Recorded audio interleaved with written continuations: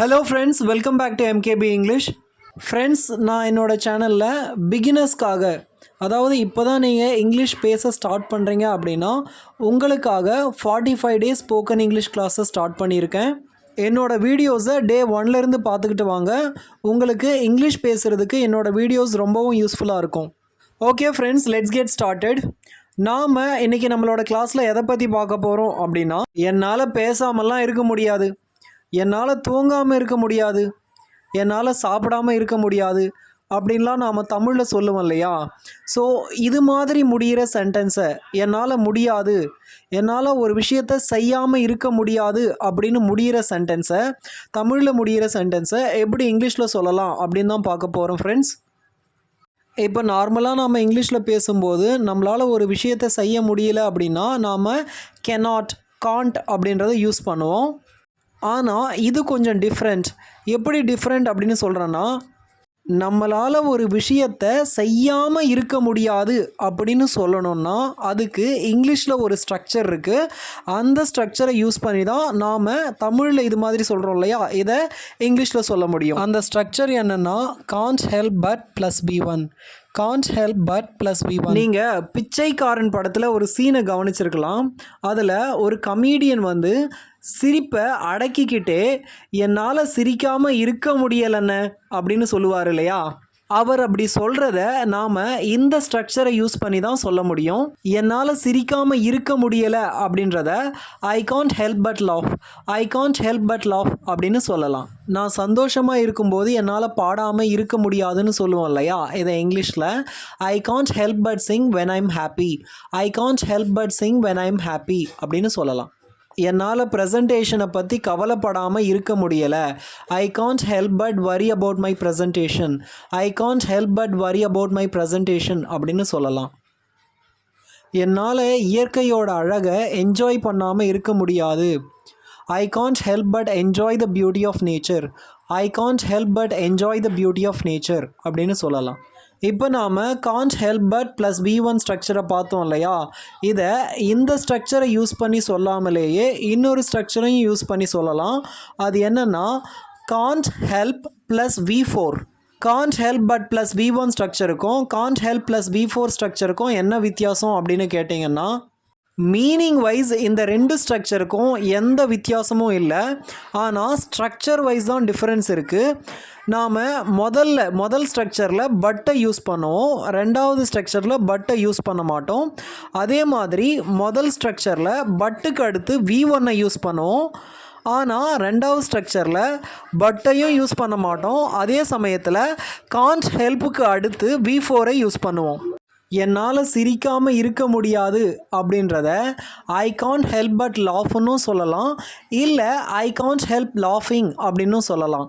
என்னால் சிரிக்காமல் இருக்க முடியாது, ஐ காண்ட் ஹெல்ப் லாஃபிங்.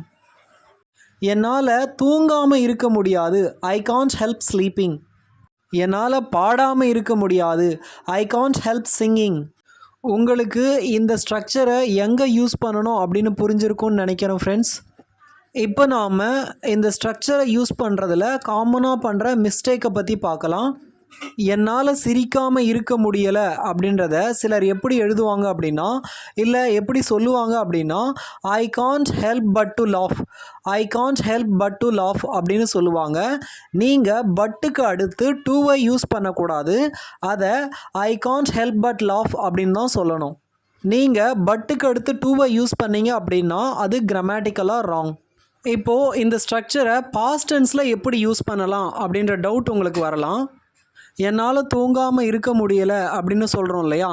இது நேற்று கிளாஸ் ரூமில் நடந்தது அப்படின்னு வச்சுக்குவோம். ஸ்கூலில் கிளாஸ் நடந்துக்கிட்டு இருக்கும்போது எனக்கு தூக்கம் வந்தது, என்னால் தூங்காமல் இருக்க முடியலை. இது எப்போ நடந்தது? பாஸ்ட் டென்ஸில் நடந்தது, அதாவது நேற்று நடந்தது. இப்போது இதை இங்கிலீஷில் சொல்லும்போது நாம் காண்ட்டை யூஸ் பண்ண முடியுமா அப்படின்னா காண்ட்டை யூஸ் பண்ண முடியாது. அதுக்கு பதிலாக நாம் குடின்ட்டை யூஸ் பண்ணணும். ஐ couldn't help but sleep, I couldn't help but sleep அப்படின்னு தான் இதை சொல்லணும். சரி, கென்னோட பாஸ்டன்ஸ் வந்து குட், அதனால் குட்டை யூஸ் பண்ணணும். ஆனால் ஸ்லீப்போட பாஸ்டன்ஸ் ஸ்லெப்ட் இல்லையா? நீங்கள் ஸ்லெப்டை யூஸ் பண்ணாமல் ஸ்லீப்பை யூஸ் பண்ணியிருக்கீங்களே அப்படின்னு நீங்கள் கேட்கலாம். என்னதான் இது பாஸ்டன்ஸாக இருந்தாலும் அந்த குட் அப்படின்றது வந்து இது பாஸ்ட் டென்ஸில், இந்த சென்டென்ஸ் வந்து பாஸ்ட் டென்ஸில் இருக்குது அப்படின்னு சொல்கிறதுக்கு அந்த குட் அப்படின்ற வேர்ட் போதும். பட்டுக்கு அடுத்து நாம் இன்னொரு பாஸ்ட் டென்ஸை யூஸ் பண்ண வேண்டிய அவசியம் இல்லை. இது பாஸ்ட் டென்ஸாக இருந்தாலும் ப்ரெசன்ட் டென்ஸாக இருந்தாலும் பட்டுக்கு அடுத்து V1 தான் யூஸ் பண்ணணும். அதாவது ஸ்லீப்பை தான் யூஸ் பண்ணணும், ஸ்லெப்டை யூஸ் பண்ணக்கூடாது. அப்போது பாஸ்ட்டாக ப்ரெசண்ட்டாக அப்படின்னு நாம் எப்படி தெரிஞ்சுக்கலாம் அப்படின்னு கேட்டிங்கன்னா, கேன் இருந்தது அப்படின்னா அது ப்ரெசன்ட் டென்ஸ், குட் இருந்தது அப்படின்னா அந்த சென்டென்ஸ் பாஸ்ட் டென்ஸில் இருக்குது அப்படின்னு அர்த்தம். இப்போ பாஸ்ட் டென்ஸில் நாம் சில எக்ஸாம்பிள் சென்டென்சஸை பார்க்கலாம். அந்த அமேசிங் பர்ஃபார்மன்ஸ்க்கு அப்புறம் எங்களால் கிளாப் பண்ணாமல் இருக்க முடியலை. We couldn't help but clap after the amazing performance.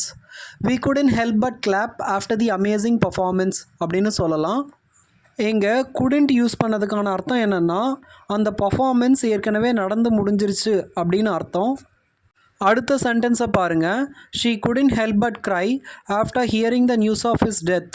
She couldn't help but cry after hearing the news of his death. இதோட அர்த்தம் என்னென்னா, அவன் இறந்த செய்தியை கேட்டதுக்கு அப்புறம் அவளால் அழாமல் இருக்க முடியலை அப்படின்னு அர்த்தம். I couldn't help but eat the cake even though I was on a diet. I couldn't help but eat the cake even though I was on a diet.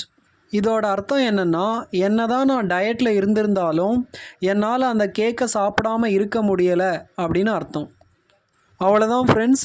இந்த ஸ்ட்ரக்சரை எங்கே யூஸ் பண்ணணும், எந்த சிச்சுவேஷனில் யூஸ் பண்ணணும் அப்படின்னு உங்களுக்கு நல்லா புரிஞ்சிருக்கும்னு நினைக்கிறேன். நீங்கள் உங்களோட டே டு டே லைஃப்பில் இந்த சிச்சுவேஷனை எங்கெல்லாம் நீங்கள் பேச வருதோ அங்கே எல்லாம் இந்த ஸ்ட்ரக்சரை யூஸ் பண்ணி பேசுங்க ஃப்ரெண்ட்ஸ். இந்த வீடியோ உங்களுக்கு ரொம்பவும் யூஸ்ஃபுல்லாக இருந்திருக்கும்னு நினைக்கிறேன். இந்த வீடியோ உங்களுக்கு பிடிச்சிருந்தது அப்படின்னா லைக் பண்ணுங்கள், மறக்காமல் என்னோடய சேனலுக்கு சப்ஸ்கிரைப் பண்ணுங்கள் ஃப்ரெண்ட்ஸ். தேங்க்யூ.